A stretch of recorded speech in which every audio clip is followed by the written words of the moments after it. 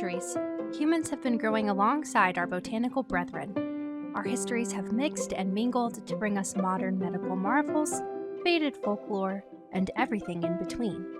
Of course, in order to understand the plant, we have to start with its roots. I'm M. Governor Gaddis, and this is Rooted.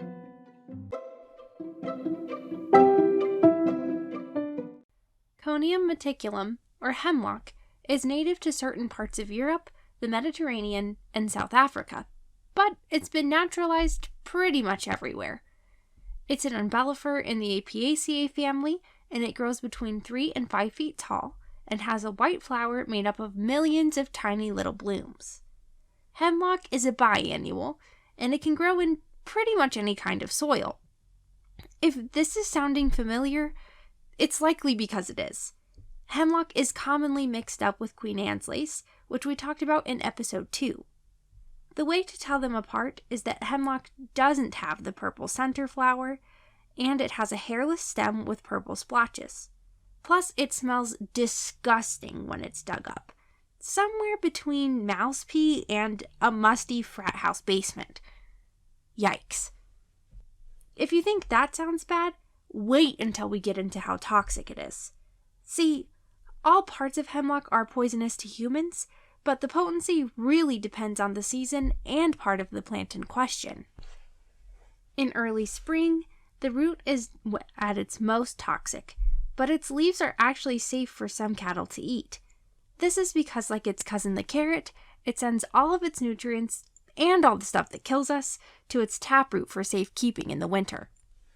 In the summer, the leaves become toxic, and by June it started getting its seeds ready for fall, when it sends those toxic little shits all over the place to start the cycle all over again. Just like Queen Anne's lace, in the fall it starts to fold up and form a little tumbleweed of hairy little seeds that are just waiting to latch onto something and spread themselves out. And because they aren't too picky about soil, and don't have a ton of bugs that really like them, hemlock has no issues outcompeting native species. Hemlock is poisonous to humans, livestock, and most other animals. It isn't super tasty, but it is easily confused with wild carrot, which means it mostly poisons animals who eat it expecting a tasty snack, but instead get a bitter bite of something terrible. One other common way people used to accidentally poison themselves with this stuff was by making pan flutes out of the dried stalks, also because they misidentified it. This was mostly happening to Victorian-era children who apparently loved pan flutes and hated learning about plant identification.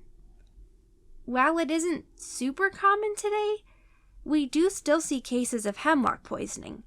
The most common symptoms are sweating, vomiting, dilated pupils, excessive salivation, dry mouth, rapid heartbeat, high blood pressure, restlessness or confusion, muscle weakness or twitches, tremors, and seizures.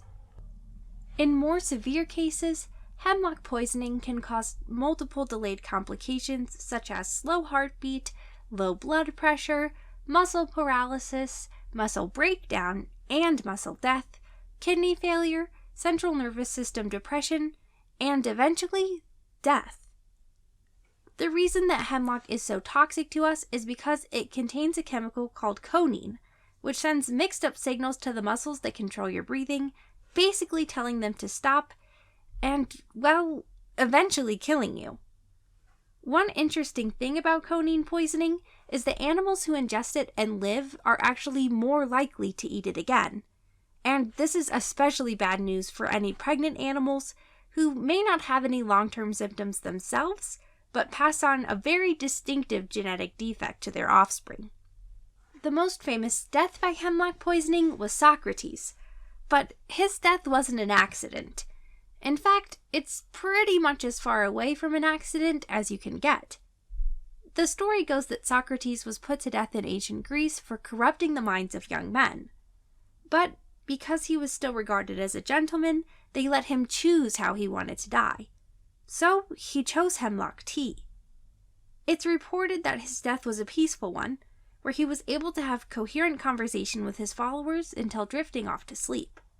But some historians doubt that, knowing what we do today about hemlock poisoning and how it usually goes down. Another death with some lore around hemlock is actually the death of Jesus Christ. It's said that as Christ's blood rolled down the hill onto the field below, some of it got onto hemlock, staining it and making it toxic for the rest of eternity. Another interesting bit of lore from Christianity actually comes from the belief that hemlock gets its purple marks as a symbol of Cain, and that the marks were left upon his brow after his first murder. Either way, some super interesting stories from a plant that's usually linked strictly to witchcraft. The thing is, though, this plant has never just been linked with witchcraft. In fact, there actually aren't that many ties to early pagans or even ancient gods. It's mostly been linked to witchcraft because of old wives' tales and hearsay. One great example of a non-witchy use for hemlock comes to us from the 17th century England, where doctors were using it as an early anesthetic called Dwal. Making it kind of sounds like people were just rooting around in their pantries and mixing stuff together to see what worked. But I guess anything had to be better than being awake while someone sawed off your arm. Here's one medieval scholar's recipe for this stuff. Take 3 spoonfuls of the gall of a barrow swine for a man, and for a woman, the gilt. 3 spoonfuls of hemlock juice, 3 spoonfuls of wild neep, 3 spoonfuls of lettuce, 3 of pape, 3 spoonfuls of henbane, and 3 spoonfuls of vinegar. Mix them all together and boil them a little, and put them in a glass vessel well stopped, and put thereof 3 spoonfuls into a pottle of good wine and mix it well together. Basically, you mixed equal parts stomach acid from a pig, hemlock juice, rutabaga, lettuce, opium, henbane, and vinegar.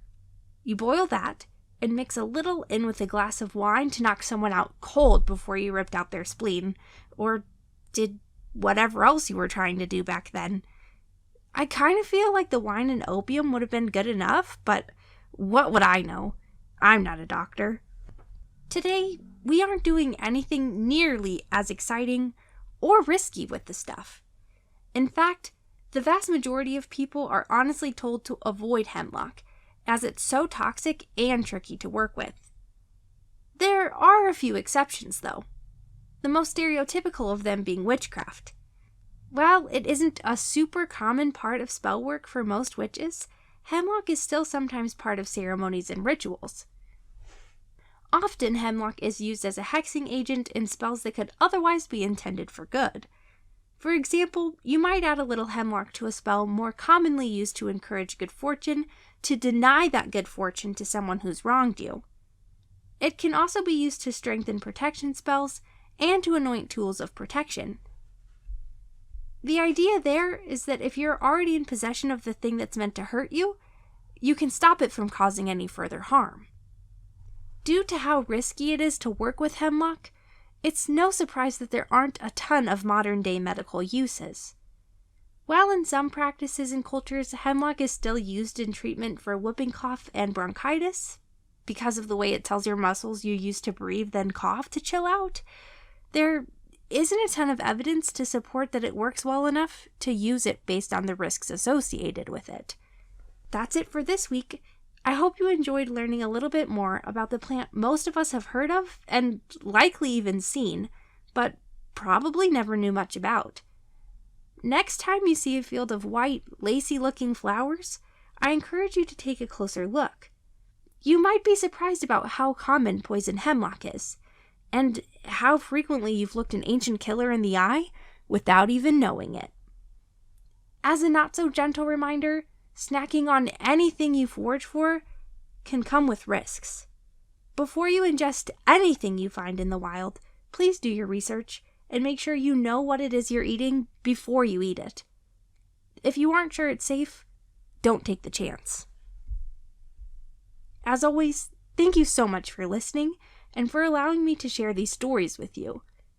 I've been delighted and surprised by how many of you are really enjoying the show, and I can't wait to keep sending more cursed history facts your way.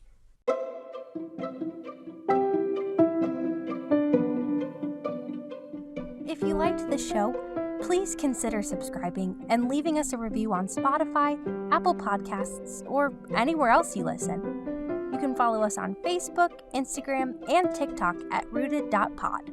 We're on YouTube at rooted.podcast, and check out our website, rootedpod.com, for transcripts, updates, and so much more. Thanks for being here, and until next time, be kind to yourselves, be kind to the earth, and just like a plant, drink your water.